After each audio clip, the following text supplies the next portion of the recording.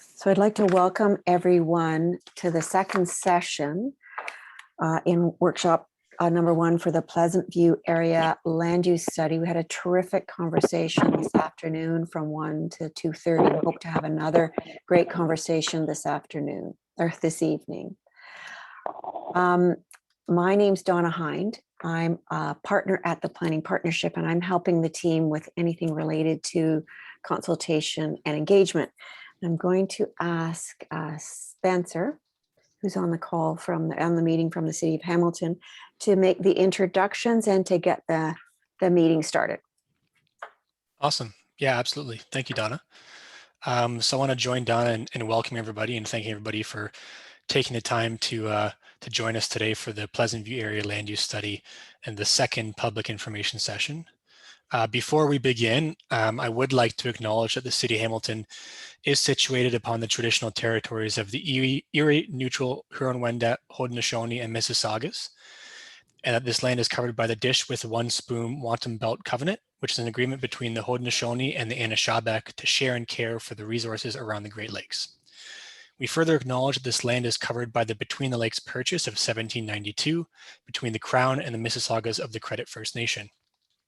Today, the City of Hamilton is home to many Indigenous people from across Turtle Island, and we recognize that we must do more to learn about the rich history of this land so we can better understand our roles as residents, neighbors, partners, and caretakers. So with that, I will introduce myself. My name is Spencer Skidmore. I work for the City of Hamilton. I'm a planner in the Community Planning Department, and I am the project manager and the main contact at the City of Hamilton for the Pleasantview area land use study. From the City of Hamilton, I also have my manager, Christine Newbold, who is with us today, and she's the manager of Community Planning and GIS at the City. I'd also like to take the time to acknowledge we have Councillor Vanderbeek from Ward 13 with us today. I just want to welcome the councillor and thank her for attending tonight. And then we also have some participants from our consulting team. So you've met Donna, who is facilitating the session. And then we also have Ron Palmer from the Planning Partnership. Ron will be going through the bulk of the technical presentation this evening. And we have Allison Luoma from Meridian Planning, who's also here. Next slide, please, Donna.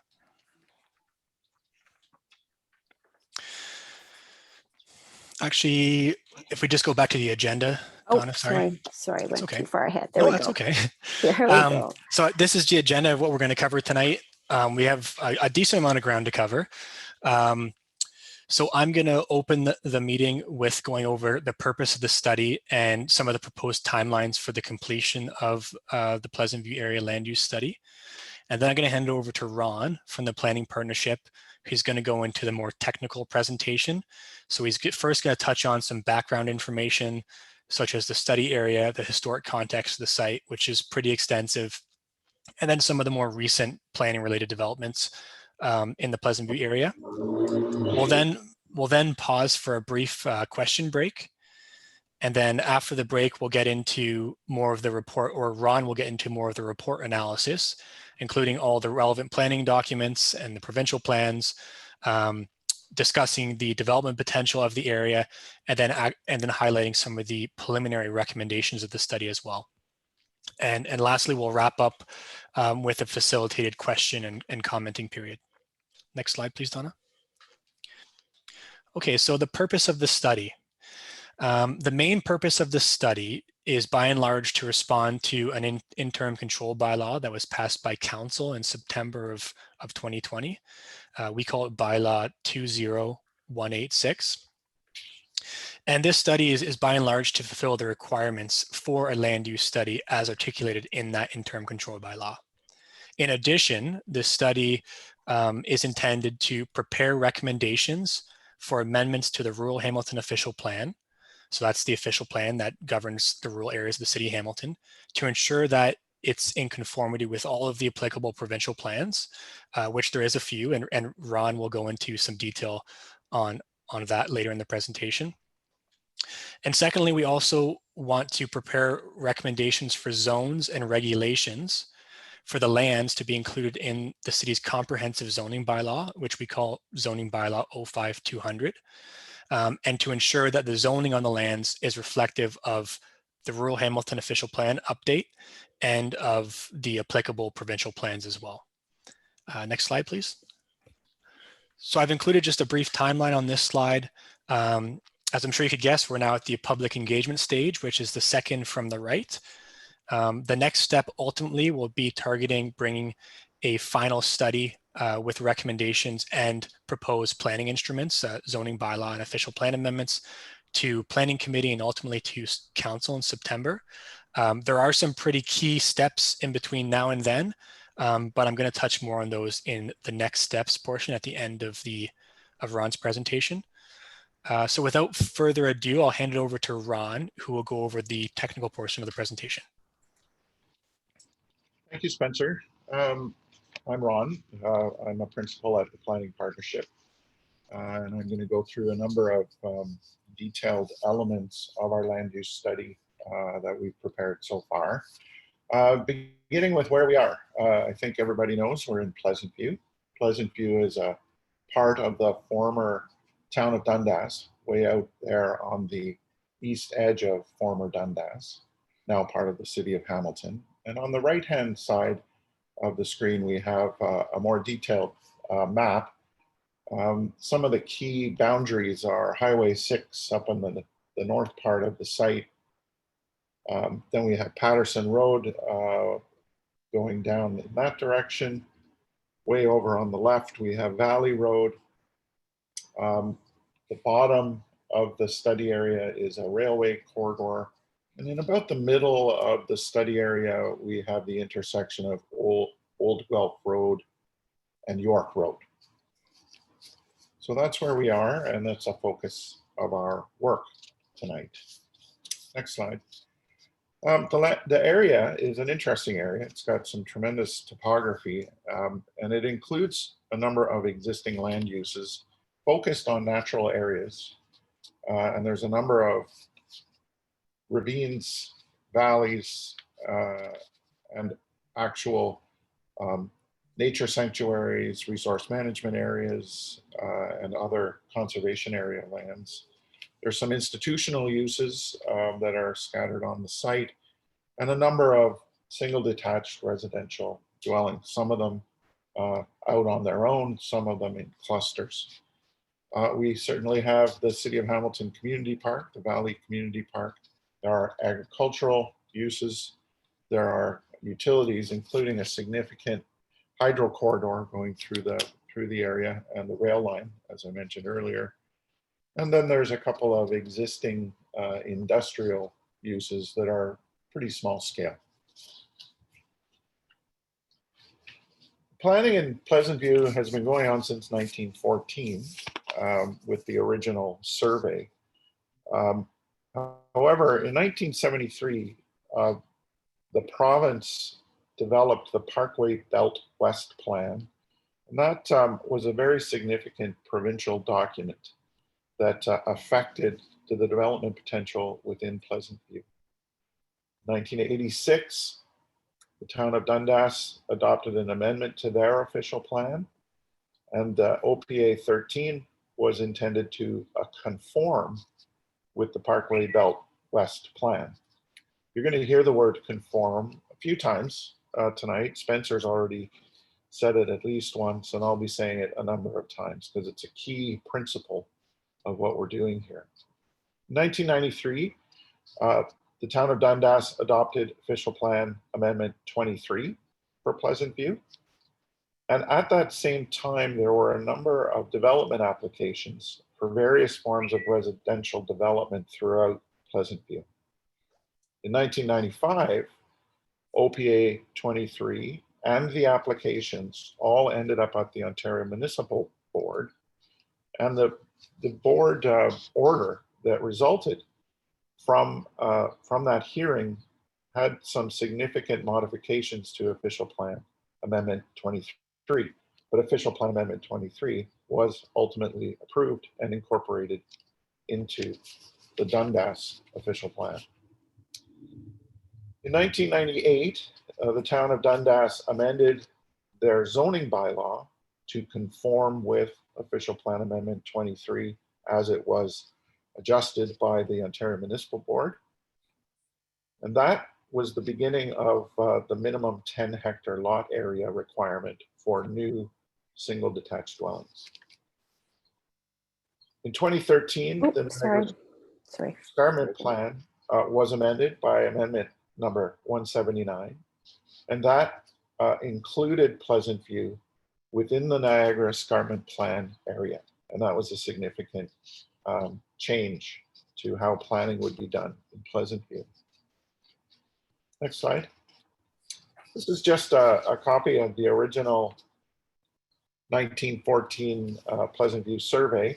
What's interesting about this is that it imposes a relatively rigid grid pattern, which was not achievable given the array of natural heritage features, valleys, and so on the property.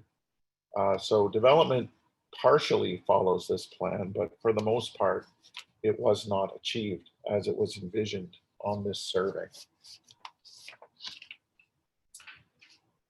More recently, in September of 2019, the City of Hamilton provided some written direction that supported the Niagara Escarpment Commission's development control strategy, which would have put Pleasantview under the jurisdiction for development approval through the Niagara Escarpment Commission. In September 19th of 2019, the Niagara Escarpment Commission approved the staff recommendation to pursue the application of development control within Pleasantview. That strategy has not yet been implemented here in Pleasantview. In September of 2020, the interim control bylaw was passed by the City of Hamilton, and that is why we're here today. This is the required study that is identified in the interim control bylaw.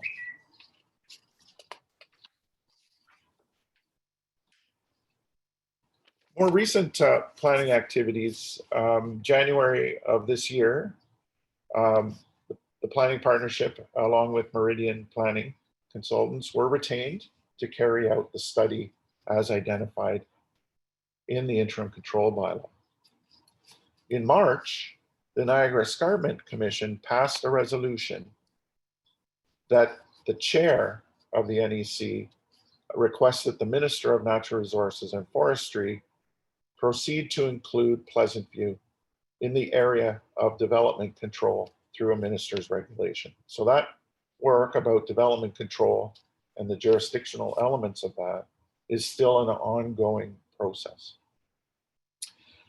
In March, also in March, a letter was sent by the chair of the NEC to the minister requesting the area be included in development control.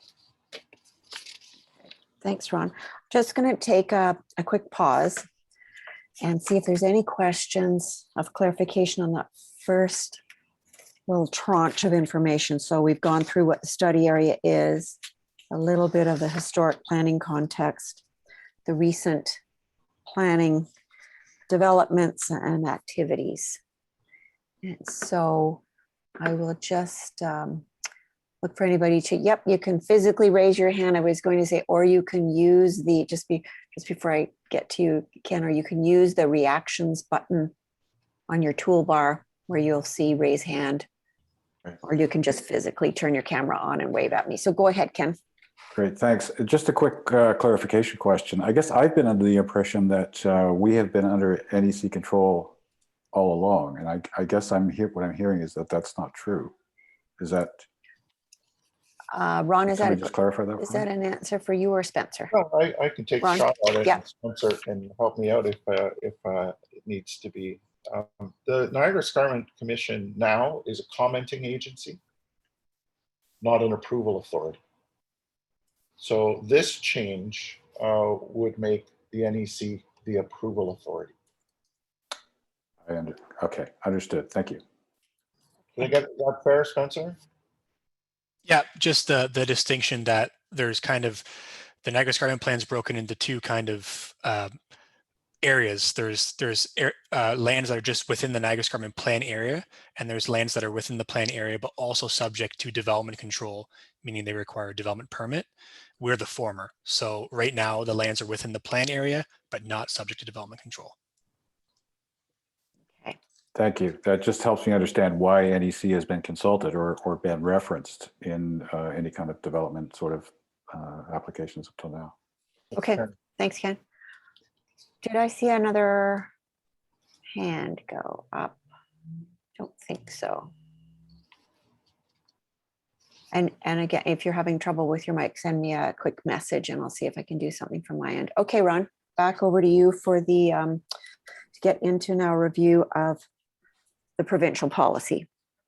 Okay, provincial policy in Pleasantview is pretty complicated.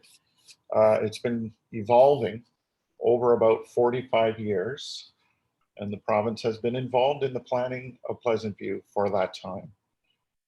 It's not always the same ministry that is involved, and it's not always just the Niagara Escarpment Commission that is involved. So it's a multi-jurisdictional approach to the planning framework here in Pleasantview. Generally, when there are multitudes of provincial policy that apply within one specific area, the more specific or more restrictive policies take precedence. They're the ones that apply to any given development situation. Certainly over the last 5 years, the provincial planning policy framework has been updated in many ways. So it's complicated, it's multi-jurisdictional, it's restrictive, and it's changing. What's really important to recognize in this exercise is that Hamilton planning instruments, the official plan and the zoning bylaw, must conform with provincial policies. And that's a very significant test. Conformity means that you have to implement directly provincial policies. Next slide. So I'm going to go through a number of provincial policies that apply here in Pleasantview. And I'm going to start with the provincial policy statement. That is a document that applies province-wide. And it was most recently updated in 2020. And fundamental to what goes on here in Pleasantview is that it's really important that rural lands are to be considered compatible with the rural landscape. And these are rural lands fundamentally. Also, the identified natural features and their ecological functions are required to be protected for the long term. That's very important here. This plan, this provincial policy statement, is, as a fundamental principle, intended to protect and conserve the natural heritage system that exists here in Pleasantview. Next slide. Another one, and I mentioned this in the longer list of history, way back in 1978 was the last update of the Parkway Belt West Plan. It's not a document that is referred to very often, but it is still in force and it still applies to Pleasantview. And this was the very first document back in 1973 that really started restricting development potential here in Pleasantview. And it certainly prioritized the protection of the Niagara Escarpment and preserving the existing character that existed at the time. The Parkway Belt West Plan did permit some levels of development, but it was subject to significant comprehensive studies to make sure that there were no impacts on the character and functionality of the natural heritage system. Next slide. The Greenbelt Plan, this first came out in 2005, and the most recent update was 2017. And it works with the Niagara Escarpment Plan that I'm going to talk about in a minute. Sorry, this is the Greenbelt Plan, not the Growth Plan. It works with the growth plan and the provincial policy statement, and it identifies where urban development should not occur. So Pleasantview is identified as within the Greenbelt Plan and subject to the policies of the Greenbelt Plan. Again, this is a provincial document. It's required that the City of Hamilton instruments conform to the Greenbelt Plan, but fundamentally, the Greenbelt Plan is a more general protective document, and it does recognize that the Niagara Escarpment Plan has much more detail and is, in fact, more specific and more restrictive. Next slide. The growth plan. Another layer. This was updated in 2019, started in 2005, and it recognizes both the Niagara Escarpment as well as all of the significant ecological and hydrological elements that exist today in Pleasantview. Again, the growth plan includes those foundational policies that protect the Niagara Escarpment as a World Biosphere Reserve, and it expects those to be protected and enhanced in perpetuity. In the growth plan, Pleasantview is part of the rural area, and it's not intended to accommodate substantial growth, certainly not urban growth. Pleasantview is also designated as Greenbelt area and is part of the growth plan natural heritage system. So on this map, we had a question this afternoon.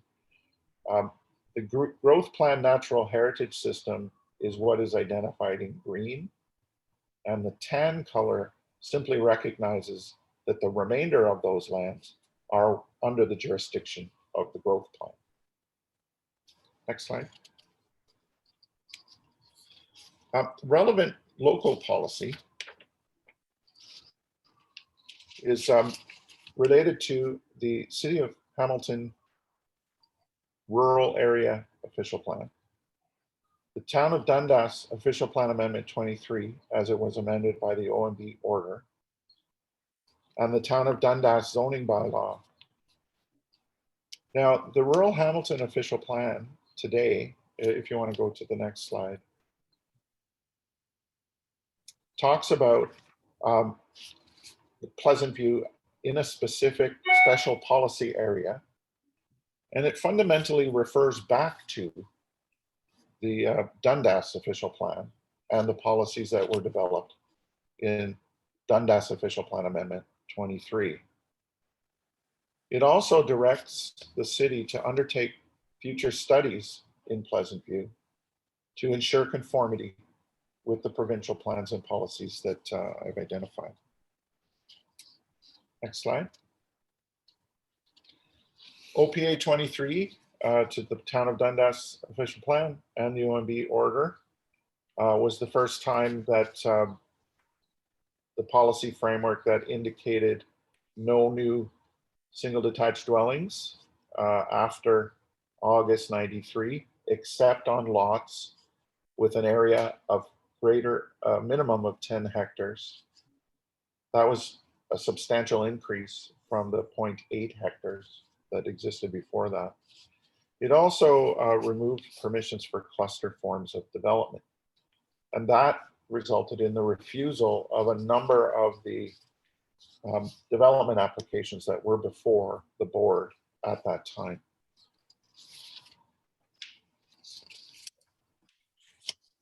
Next slide. This slide is intended to show the land parcels that still exist that are vacant and are greater than 10 hectares in size. So theoretically, there are 7 lots identified that are greater than 10 hectares, but only 3 of them are in private ownership at this time.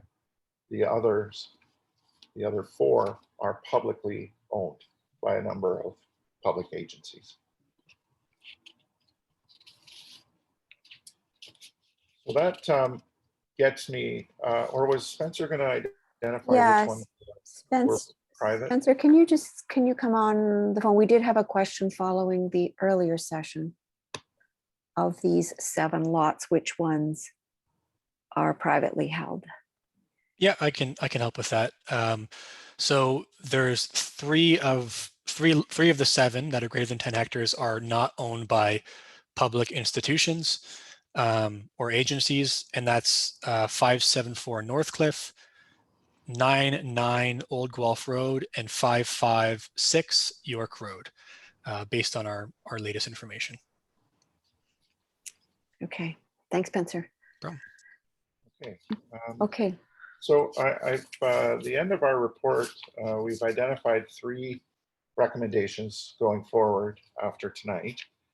First one is that we will be recommending that the city prepare an official plan amendment in the rural Hamilton official plan to special policy area A, which is the special policy that applies to Pleasantview. The purpose of that official plan amendment will be to ensure conformity with the Niagara Escarpment Plan. As I mentioned before, section 2.2.21 of the Niagara Escarpment Plan is very specific. It applies directly to the Pleasantview area, and it will be a requirement that the city's planning instruments conform with that. There are also another group of policies in the Niagara Escarpment Plan, sections 2.2.1 through 2.2.13, I believe. And those are development criteria that will also need to be implemented in the official plan amendment that will be prepared as a result of this study. Next slide. Recommendation 2, just like the city's official plan has to conform with provincial policy, the city's zoning bylaw has to conform with the city's official plan. So we will be preparing a new zoning bylaw that brings Pleasantview into the city's comprehensive zoning bylaw. And in general, it will bring forward the zoning that was established in the late 90s. It will ensure conformity with the OMB decision, and it will implement the Niagara Escarpment Special Provision 179, which is in fact section 2.2.21.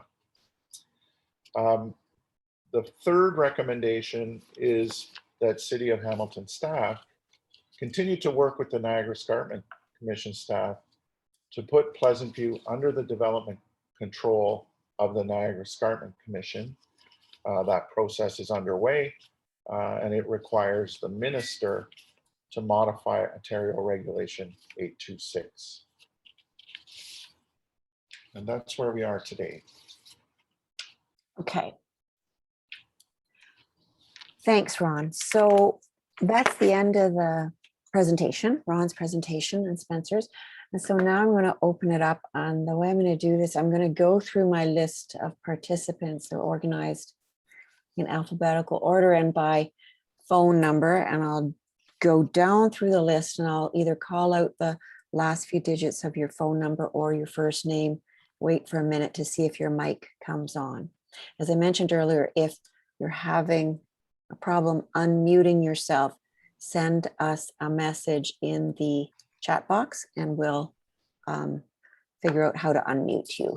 So first on my list is I have a phone number that ends in 2694.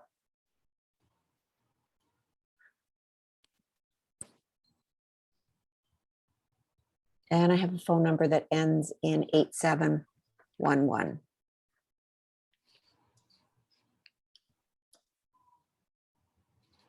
Then I have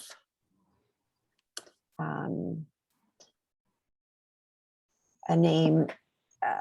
It's all together. I'm going to I'm 8711. Okay, go ahead. Okay. Go. Sorry. So I live in this area, and I Okay. have a question. I know kind of where you're looking down by, it's where the pump station is. Yeah. I just don't understand how I guess we're keen that we're having a committee meeting on it. Kind of, are they looking to develop that land? Is that what we're still dealing with? Okay, so sorry, I think I missed the first part of the question because you just jumped out. So you said you live in the area. I'm in the area, so I live in the area. I live in 66 Home Street. So I'm just wondering why this has come to fruition, and is it because they're trying to push through a development in that area, or is it you are trying to integrate us into the Niagara Escarpment Commission to protect this area? Okay, so Spencer, can you help me decipher the question? It was a bit skippy on my end. So I think the general gist is there some development that we're trying to accommodate, or is this exercise to protect the area? Is that what you heard? Yeah, I think there was a mention to a specific property. I can tell you that it's down by the water station. They've graffitied and stuff that's been going on for years. So I just want to know what the motivate. Like, I know we're having a discussion, which is great, and we're trying to integrate, which is awesome, but I just don't know why we have to have the discussion. Okay. I guess I'm confused. Okay, so Spencer, that's a good, or Ron, either one. Do you want to take a start, Spencer? Yeah, I can answer the question. So in terms of why we're having the discussion, it's because that interim control bylaw was passed, and because there's a conformity exercise that needs to take place to make sure we're in conformity with the Niagara Escarpment Plan. As a municipality, we don't have a choice as to whether or not we conform to the Niagara Escarpment Plan. It's a requirement. So that's the process we're doing right now. If there is any specific applications to amend the Niagara Escarpment Plan, the Niagara Escarpment Commission makes those decisions. That's not a municipal matter. So we wouldn't really have any jurisdiction or any say in those matters, although we would provide comments on those applications from our perspective. But by and large, this is just a conformity exercise to update the zoning and the official plan to be in conformity with, by and large, that Niagara Escarpment Plan special provision that is very prescriptive and restrictive in this area. No, that's great. So that would allow us to be part of officially as the Niagara Escarpment Commission. We're conforming to that. Yes, sir. That's correct. So essentially, yeah, no, that answers my question. Really good. Okay. Thank you so much. Okay, Yep, no problem. great. Then next up my list, I have Albin. I'm just going to call it the first few letters of this name. It says Albin. I think your mic is on, so question. Okay, next up I have Ken. Thanks, Donna. I assume that's me. Which is it Ken Chen? Is there more than one Ken? Yeah, there is. Okay. Let's just see if Ken Chen, you see your mic is on. But no, okay, you go ahead, Ken. The other Ken, the Ken that was just on. Go ahead. Great, thank you. Okay. So I have a couple of questions with Yep. regard to, I guess, lot sizes and secondary suites. And I've lived in this area all my life since I was 3. I have seen many of my neighbors, sort of aging in place and wanting to stay here.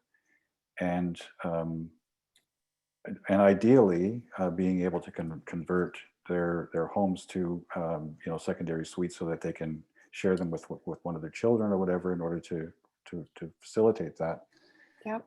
My conversation with an NEC planner, there are no secondary suites allowed in the Pleasantview area, first of all. And second of all, whatever renovations or construction needs to happen has to happen, I think, in no more than 20% over the existing footprint, which in many cases is 800 to 1,000 square feet. So I guess my question is, are there plans to make some adjustments to accommodate some of those desires for people that are getting older and have a desire to stay in their neighborhood? Okay, great. That's a really interesting question, Ken. I'm not sure, Ron, if that's for you or is that, yep, there you go. You got your mic on. Give it a shot. Yep. The issue of secondary suites, it's not specifically a permitted use in section 2.2.21 of the Niagara Escarpment Plan. And remember, we are required to conform to that policy direction. In the more general section, section 2.2.11 does talk about secondary dwelling units, but it's really just an accessory apartment within an existing dwelling. I would defer to the opinion of the Niagara Escarpment Commission planner as to whether or not an accessory apartment is a permitted use. It doesn't appear to be.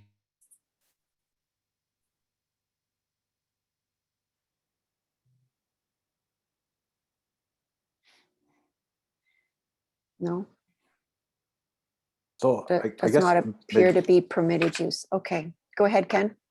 so just to follow up, I guess I'm not looking for a definitive answer necessarily right this minute. I'm just wondering if this land use study and presumably deferment to NEC planning could potentially consider the possibility of modernizing those limitations. They are, like, we're not, I guess I'm not suggesting that we build monster houses on these properties, but a 1,000 square foot house is relatively small by today's standards. And, Yeah.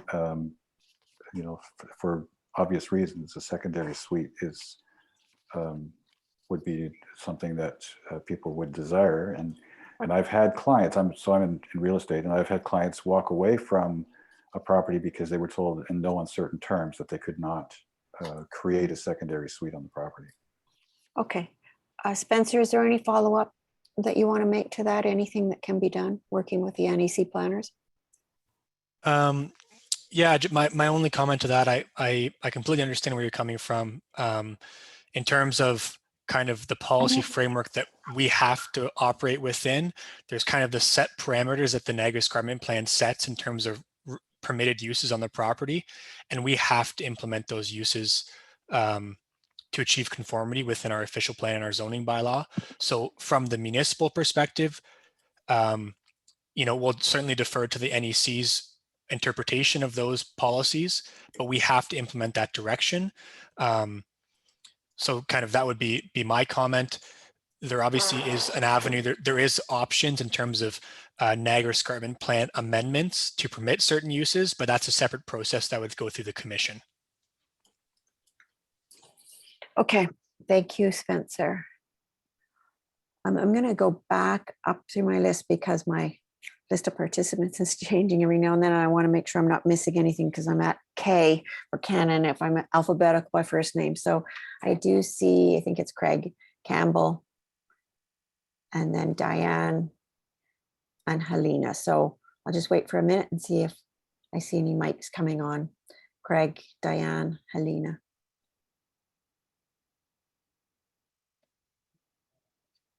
And not seeing any mics coming in. Okay. I'm going to keep going. So then I have Michelle and Jason. Any question? Then I have Nick. Hello there. Hi, Nick. So I'm the owner of 325 Old Guelph Road, which is the only industrial building on Old Guelph Road. Yeah. And we have struggled with our zoning since we went to the OMB back in 2002, I think it was. In fact, I'll tell you that going to the OMB at that time, no sooner had we gone through the process, the zoning was really out of date for the things that we were asking for. Anyway, moving forward, we have a very restrictive zoning on that property, making it impossible to sell. Impossible. We have been contacted Spencer through my real estate agent. He's been very receptive to us, which we really appreciate. But we need to have some more cooperation from you, Spencer, and the NEC to give us something that makes the property fit within a reasonable scope of uses that we have tried very hard to have people in the property or on the property who don't affect our neighbors. And we're now at a point that I want to retire and I want to sell the property. And we need you to either cooperate and help us get to a set of uses on that property that facilitates both the city, the NEC, the neighbors, and ourselves. And we feel like we are sort of up against a brick wall. We would recommend that you buy us out. I think Okay. that's the logical thing that should happen, whether it be at the city level, the NEC level. Else we will have no choice but to pursue other avenues. Okay, Nick, I'm just going to take a bit of a pause here. I'm going to suggest that this sounds like obviously a very specific conversation to a It is. particular piece of property. And I'm wondering if that's a better conversation to have with Spencer offline. What do you think, Spencer? Yeah, I'm happy to have that discussion. We'll have to also involve the NEC. I know, Nick, we didn't speak directly, but I believe I spoke with one of your representatives. That's right. And I did guide them towards, similar to the secondary suites, in terms of permitted uses, we're very limited on what we can permit in light of the NEC special provisions. So it's really a discussion that needs to happen with the NEC. I'm happy to facilitate that discussion and to continue the dialogue. Okay. So shoot me an email. My contact info is on a slide. Yeah, I have it. We have it. Perfect. We will be in touch with you. Okay. Awesome. And I'm just seeing in the chat box that a lot of people, the messages that a lot of people feel the same as Nick. And so we have the email addresses of people on the call. And so Spencer, maybe we'll just obviously make sure that you have them and you can extend an invitation to join the conversation with others, to others on the call, if they're interested. Okay, so let me keep going. That was Nick. Thank you very much. I believe, I'm not sure if I called this one, Richard and Laurie. Any questions? Donna, Yeah. sorry to interrupt. It's Nancy here. Nancy, go ahead, Nancy. If you don't mind, if you're going alphabetically. Yep, go ahead. First, thank you for the study and the opportunity to participate. I think the study does a great job of explaining the various policies, planning, and zoning bylaws that are in place to protect Pleasantview from urban development. I have a two-part question. The first part is, since protecting Pleasantview from urban development is a central theme of the Parkway Belt West Plan, the Niagara Escarpment Plan, the Greenbelt Plan, and the Rural Hamilton Official Plan, is it not reasonable that any requested plan amendment or bylaw variance regarding new urban use or escalation of urban use, and by escalation I mean changing a permitted use, say for example from B1 neighborhood institutional to B2 community institutional, be considered an important or major change rather than a minor variance? So I'm just looking for confirmation about that would be something considered major. And then the second part of my question is regarding the recommendation in the study that the Pleasantview study area be brought into the City of Hamilton Comprehensive Zoning Bylaw 05200. And the question is that I believe the bylaw speaks to minor variances going to the Committee of Adjustments. If requested amendments, variances are regarding permitting new or expanded urban uses, could a recommendation be added to the study that suggests such requests be considered major and dealt with only during bylaw review periods? This is something similar to what the Niagara Escarpment Planning and Development Act does. It doesn't permit applications regarding amendments to permit urban uses, with the exception of during the planning review period. So I'm just looking for an opportunity to add to the recommendation. Okay, so let me just try and go back to deal with each one individually. And so Ron, I'm not sure if this is you or Allison, but so the first question is about with respect to minor variances. Yeah, I just want confirmation that applications for variances permitting new or expanded urban uses is considered major and not a minor variance. And this is Right. specifically thinking about the bylaw. Okay, Ron, can you Yeah. help with that? Okay. The minor variance process is explicitly outlined in the Planning Act, and it is a process where the Committee of Adjustment can make adjustments to the regulatory elements of the zoning bylaw. It is not permitted to make changes to land use per se, and certainly Pleasantview is not within a settlement area and does not have full urban municipal piped sewer and water services, so they are not, the existing uses are not urban.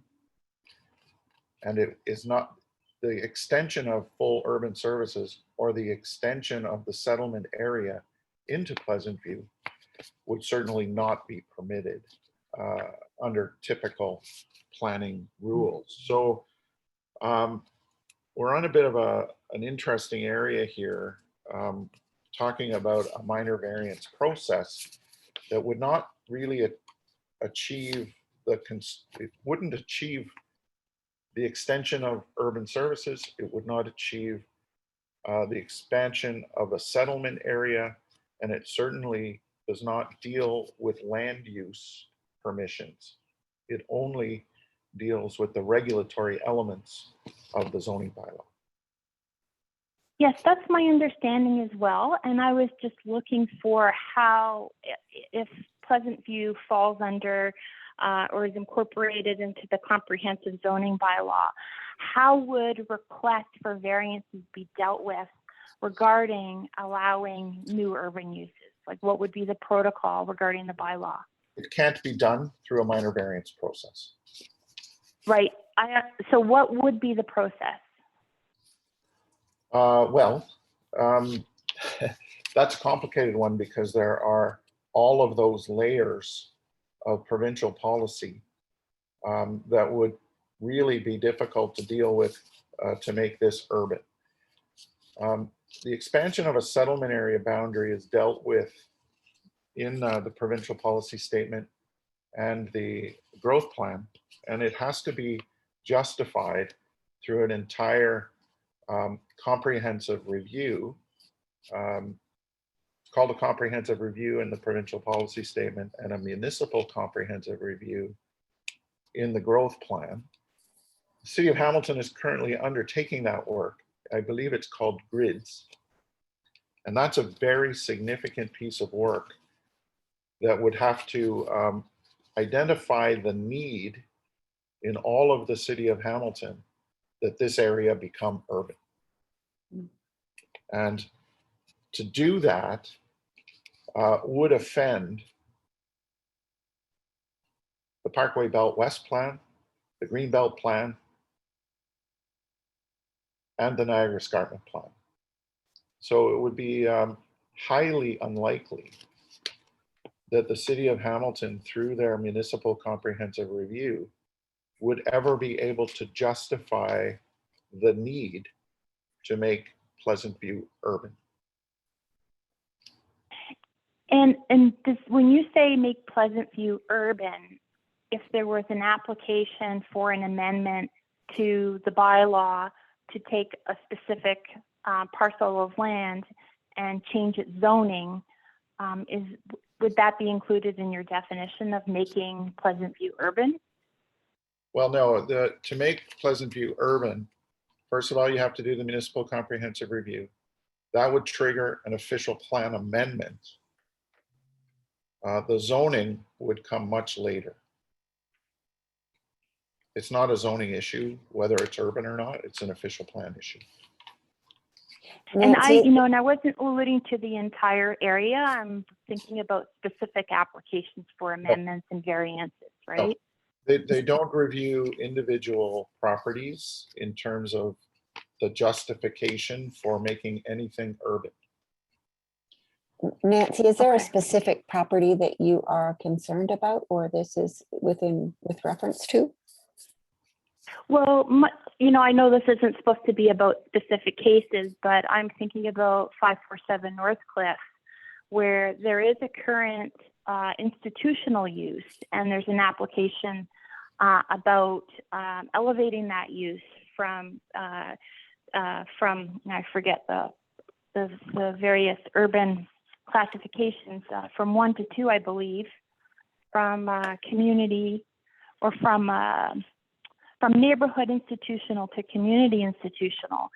And, my question is, if all of these efforts and plans and policies, which I support, are to maintain Pleasantview as an urban area, I'm just wondering what protection we're going to have in the bylaw that's going to be considered a major change to the area. So is this with respect to the college? Yes. Is that right? Okay. Yes. There was a question. So it's a in the chat specific box on that. application, but that could happen anywhere in Pleasantview, and it would be like a death by 1,000 cuts, right? Is that all these individual applications are asking for, a minor escalation in zoning, right, for a specific property. Well, over the long term, that's going to begin to urbanize Pleasantview. No, And I was just looking for some assurance that wouldn't happen. that's not going to happen. An individual land use in determining whether it's urban or not, and remember, land uses can be both urban and rural. Pleasantview is a good example. Look at all the houses. Those are in a rural context. But similar houses on some of the lots could also be in the urban area. So the use, calling a use urban means that it's connected to urban piped sewer and water services, and it's within the defined settlement area boundary of the municipality. Whatever the use is can also be rural.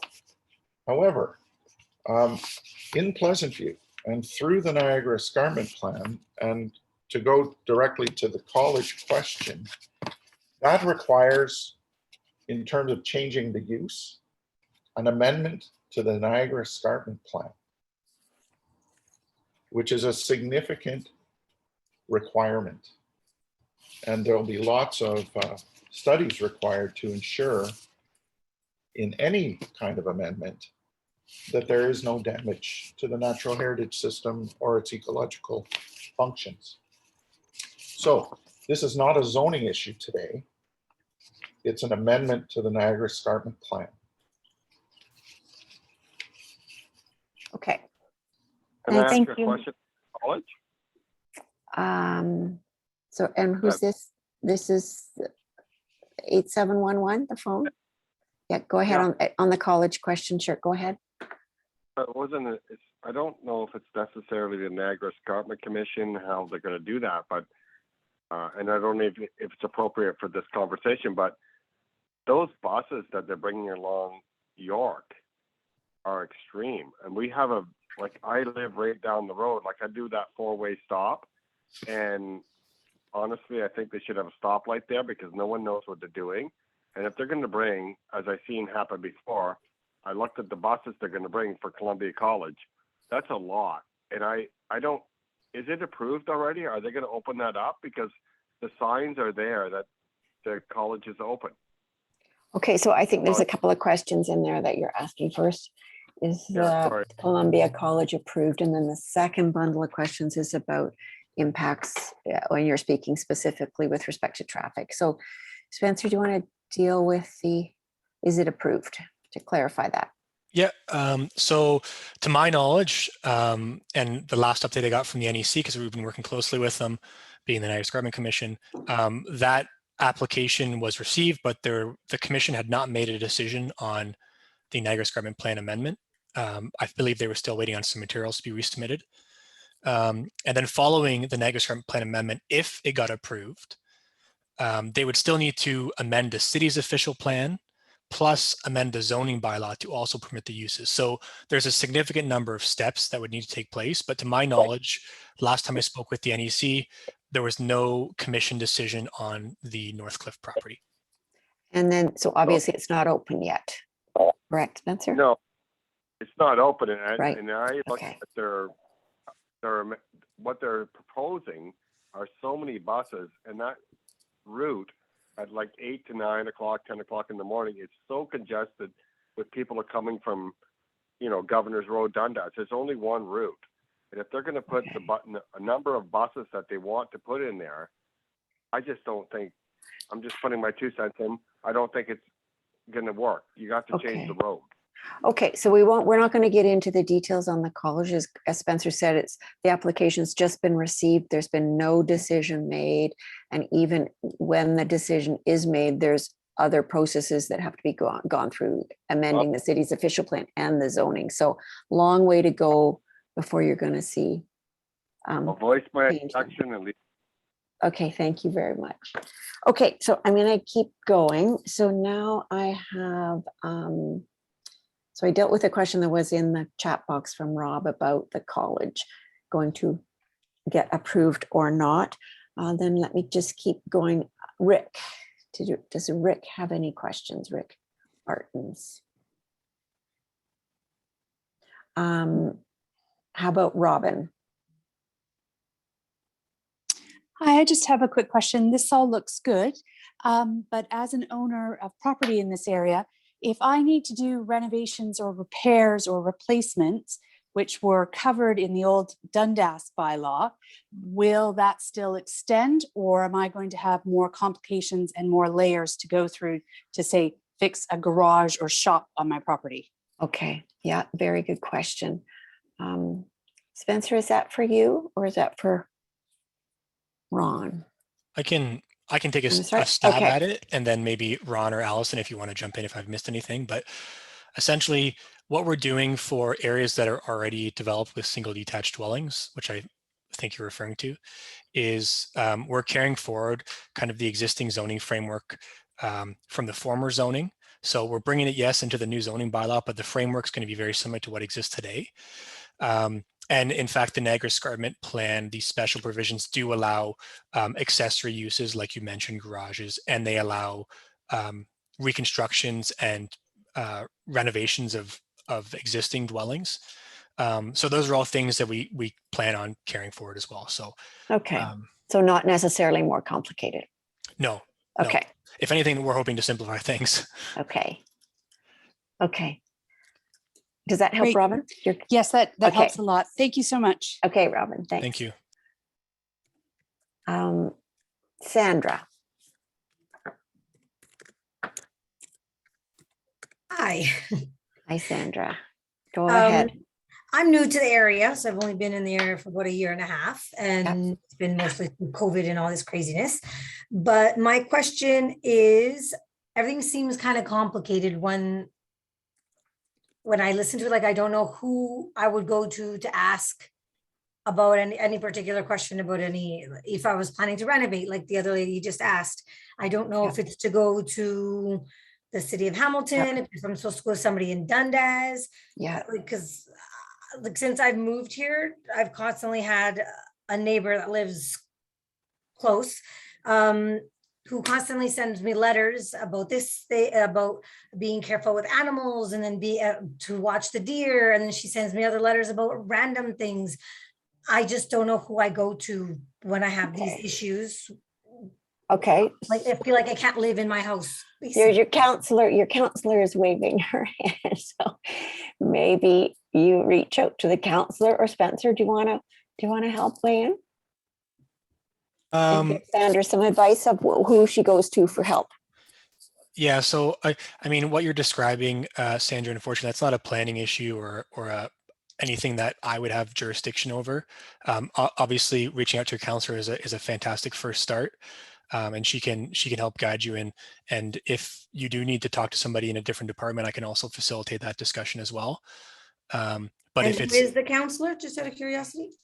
Counselor Vanderbeek, she's on the call with us. So maybe just wave one more time, counselor. So there you go. So you see Sandra. Oh, you don't, oh, you're not calling in? No, Okay. I'm on the computer, but I can't see. Okay. You said Vanderbeek. And what I can do, Sandra, if you want to send me an email, I believe you have my email. I can forward you the contact information of the counselor as well. Okay. Very Yeah, I just good. wanted That's some great. guidance because I like when I have questions about issues, whatever, I don't know who to go to. I don't know who Yeah. to contact to find out exactly what I'm allowed to do, That's a basically. very good question. A very good question. And sorry, I would just add, if it's related to planning or a building or anything like that, if you want to renovate, or like I can help you with that, or I can direct you. Sometimes even simple things like maybe even a place to put wood for future fire, because we do have a wood burning fireplace. We're afraid to build something because then we have that person who lives close who's constantly messages and letters in the mail. I get to the point where I feel harassed, literally. Okay, no, fair enough. And I think that's a good point. And connect with Spencer and he'll get you the contact information for the counselor. Okay. Now I see, Suzanne, you've been sending messages in the chat box. So I'm assuming you've had your questions or comments. I'll give you a second if you want to turn on your mic. Hi there. I just have one question, please. Yep. I want to make sure I'm clear on this. So we're sort of amalgamating with the Niagara umbrella. Yeah. Escarpment. Yeah. And this is to continue our protection of the green belt in even better ways than we have existing now. So we're sort of amalgamating with a big brother type thing. Do I have that clear? I see Ron's put his mic on. Ron, is that? Yeah, I think that's fair. The planning policy regime has been evolving. The Niagara Escarpment Plan did an amendment that put into place Official Plan Amendment 23 with a few more things. Now it's Hamilton's turn to take the Niagara Escarpment Plan and put it into the City of Hamilton Rural Official Plan. So we're updating, harmonizing, and making sure that it all works together. Okay, so the leaning right now is still toward protecting it as a green belt and kind of a sanctuary for the animals versus the other side, which would be more development, or there's a little bit of both going on? I don't think I would call it a little bit of both. I think it's a very protection-oriented policy regime. Okay. It's really got things kind of shrunk wrapped into what exists today, with very little flexibility for a lot of anything new, other than on those 3 lots that we identified that could have a house on it. So it's a pretty rigid regime. There's not a lot of flexibility. And we're implementing the Niagara Escarpment Plan, which is intended fundamentally to conserve the Niagara Escarpment. Okay. So if there's concerns in the area about the animals and, some of the issues that have been in this area with protection of the animals, who would we be going to discuss anything? Again, Andrea, right? Our counselor. Spencer, I was going to say it's probably to the Niagara Escarpment planning staff. I would say if you have concerns about like wildlife, you could go to the Niagara Escarpment, or another good one is the Halton Region Conservation Authority. They do a lot of good work, and they're doing a lot of really good restoration work in the area. So you could reach out to them as well, because they have a really like a treasure trove of knowledge on the natural heritage system in this area. So they'd be able to at least point you in some resources that could give you some guidance. Beautiful. Okay, thanks, Can I have that name again, Spencer? I'm sorry, I didn't catch that. Sorry? I didn't catch the second part of what you said for reaching out. So the first part was the Halton Region Conservation Authority or the Right. Niagara Escarpment Commission. Just Staff. information. Thank you There's very al- much. Hi, for your time. Donna. There's also the Ministry of Natural Resources and Forestry, Yeah. who are responsible for flora and fauna, particularly species at risk and endangered species. So Okay. they have a lot of information as well. Okay, Chris- great. Thank you all Yes, very much. hi. There you go, Christine. Go ahead. Yes, hi, thanks. I also wanted to just mention that the Hamilton Conservation Authority also has lands in this area.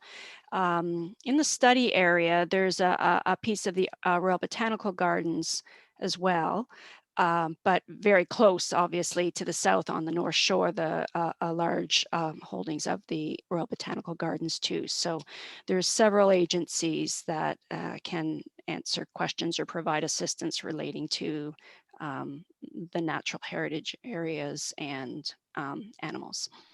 Okay, thanks, Christine. Mhm. That's great clarification. Let me just see, I believe I had just one more on my list, Warren. There you Hi, go, Warren. Warren. Yeah, go ahead. Just a quick question. I just wondered if you could list the 3 large properties again, the addresses. I have 547 North Cliff, but I missed the other 2. Okay, Spencer. Sorry, I was talking. I wasn't muted. It's a rookie mistake. It's 99 Old Guelph Road and 556 York Road. So those are the properties that are greater than 10 hectares that we Yeah. didn't identify as being owned by institutional, like Conservation Authority or the city or something like that. Okay, perfect. That's all Okay. my question. Thank you. Okay, just before we do some wrap up, I wanted to get a sense, just this really quick question, then I'll come back. I see your hand up, Richard. If you can see on my screen, wanted to get a sense of those on the call. How many of you live in Pleasantview? Just always interested to know who we're talking to. So just leave it up for a second or two more. It's about 25 people on the call. Maybe 7-Eleven is here. Oh yeah, and then people that are on the phone, yeah, can't be participating in the poll, but it gives us a bit of a sense. Okay. This is Nancy on the phone. I do live in Pleasantview. Okay, thanks, Nancy. You're welcome. So most of the people, I'm going to say that 10, 11, 12 people are live in Pleasantview, and we've only got 4 people that are registering as not living in Pleasantview. So thank you for that. I'll just share those results quickly so everyone can see. And those are the people that are just online, not the ones that are on the phone that we just heard them call in. Okay, thank you for that. So I think I saw Richard with your hand up. Yes, hi, good evening. Hi, Richard. Thank you for putting this together. It's explained some things and confused others. You almost got to be a lawyer to sort through all of this, and I'm certainly not that. One of the questions I had, is there other areas that are under the Niagara Escarpment Plan or Commission other than Hamilton, and other than Pleasantview, and if so, what may they be? I'm just trying to get a idea of what it's like to live under the Niagara Escarpment Plan or Commission. Well, we could have, it's a big, giant area that goes from just about Tobermory to Niagara. Ron, do you want to? Yeah, Tobermory to Niagara Falls is the Niagara Escarpment. Okay, but there's lots of communities and areas that fall under that, right? Yeah. This isn't a new, okay. Correct. And a question for me, if, for example, today, if I wanted to put up a garage, compared to if we fell under the Niagara Escarpment Plan, what would the differences be? I mean, that's similar to the question we had earlier about, is it going to be more complicated if I want to renovate or rehabilitate or do some repairs to my house. And the question was it going to be more complicated? And Spencer, you answered that question talking about carrying forward the former zoning. Yeah, so the main difference, Richard, is going to be that once you're under Niagara Escarpment Development Control, the Niagara Escarpment Commission are the folks who issue the development permit. So instead of submitting, well, you still require a building permit, but instead of submitting it, an application to the city, you would be submitting one to the Niagara Escarpment Commission, and they would be issuing the development permit. So it's definitely not more complicated. It's just a different approval authority. And that, like, just to answer your question before, the Niagara Escarpment Plan covers a massive swath of Ontario, including many various different communities. So I don't think it would be more complicated. It would just be a different approval authority. Okay. Okay, thanks. Thanks, Spencer. And they have no application fees at the Niagara Escarpment Commission. Okay. So I see a couple of people. I see Ken and I see Suzanne. You've got your hand up too. So you go ahead, Ken, and then I'll get to Suzanne. Yeah, just a quick question, sort of referring back to the concern I expressed earlier. My understanding is that Niagara Escarpment Commission does a policy review every 10 years. And I just wonder if there are any other mechanisms for requesting policy changes. Ron, do you know? Well, you can ask them anytime. They can implement an amendment at their discretion. They do probably a more significant formal review around every 10 years, but certainly there's nothing stopping the commission from implementing an amendment at any time. Okay, great. Thank you. Okay, thanks, Ken. Suzanne, go ahead. Hi, thanks very much. I just was curious with COVID and the city being backed up as it is right now with permits, or they have been, or they've not been, it was kind of frozen for a while. How fast this transition might happen where we would be going from approaching the city of Hamilton to Niagara instead. And then with COVID, how backed up this might be. Yeah. Because I'm seeing in the future, my garage might be in 2050. Yeah. So Okay. I'm just curious. Yeah. Yeah, good question, Spencer. Any idea timing when the handover takes place? So in terms of when the lands are going to be added to development control, unfortunately, that's out of kind of our wheelhouse at the city. It has to happen typically through a minister's order, which is the Ministry of Natural Resources and Forestry. So we can't really dictate any timing from that perspective. What I can tell you is that we are working actively with the Niagara Escarpment Commission to move the lands into development control, and we're supporting them in that effort. But unfortunately, I don't have any concrete timelines to share with you. Okay, thank you. Okay, thanks, Suzanne. Thank you. Any other questions? I'm going to just share my screen again, and just while I'm getting set up, feel free to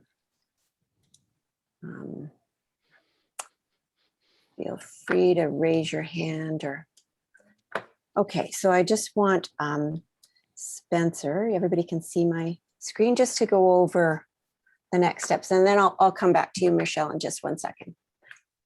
Go ahead, Spencer. You want to talk about the Awesome. Thanks, Donna. next steps? Yeah, so we've just included on this slide what the next steps are following this public information session. So we are going to, on the draft plan, which is posted on the project webpage right now, and the slide is in this next slide that we'll show momentarily. We are accepting comments on that until July 14th, which is the next 3 weeks. And you can comment on that by emailing me directly, and once again, my email is on the next slide, or by giving me a phone call, and I can take your comments down over the phone as well. Following the feedback period, we're going to incorporate all the feedback and finalize the report, the land use study. And while we're working on that, we're also going to be working on finalizing what we call the planning instruments, which are the actual zoning bylaw amendment and official plan amendments, which will actually make the changes to our official plan and zoning bylaw to implement the study recommendations. So that's going to be ongoing throughout July. And then later in July, we're going to be posting the zoning bylaw amendment and the official plan amendment on the city's project webpage as well.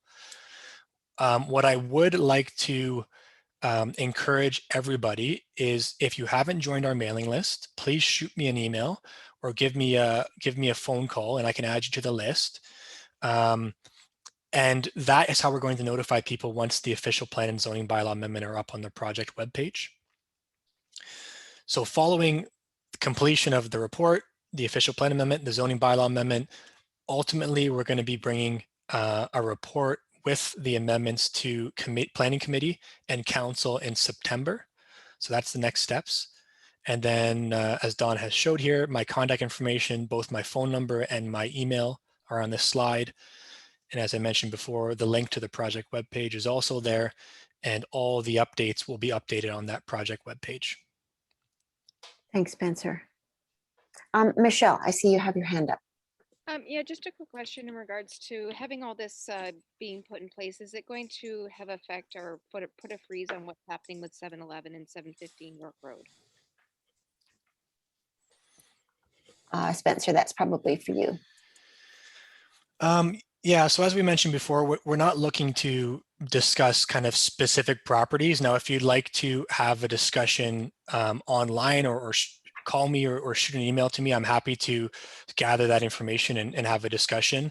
What I can say is we will be, as I mentioned before, updating the zoning bylaw so that it's consistent and conforms to the Niagara Escarpment Plan and those special provisions. So anything that's identified as not conforming with the Niagara Escarpment Plan would be changed. But like I said, I'm happy to have a follow-up discussion with you on specific properties if you have areas of concern. Okay, thank you, Spencer. Does anybody else have any other questions, clarification, things you want to know? I want to make sure that nobody goes away with questions that haven't been answered. So one last call out. I see Sandra, go ahead. You've got your hand up.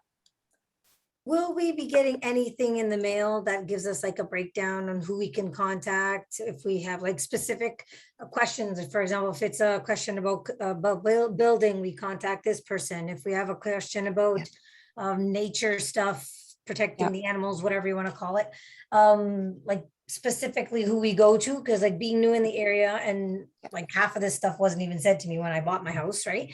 So a contact list for different topics. So Spencer, exactly. Is that something, like a breakdown. Is that something that's already on the city's webpage or?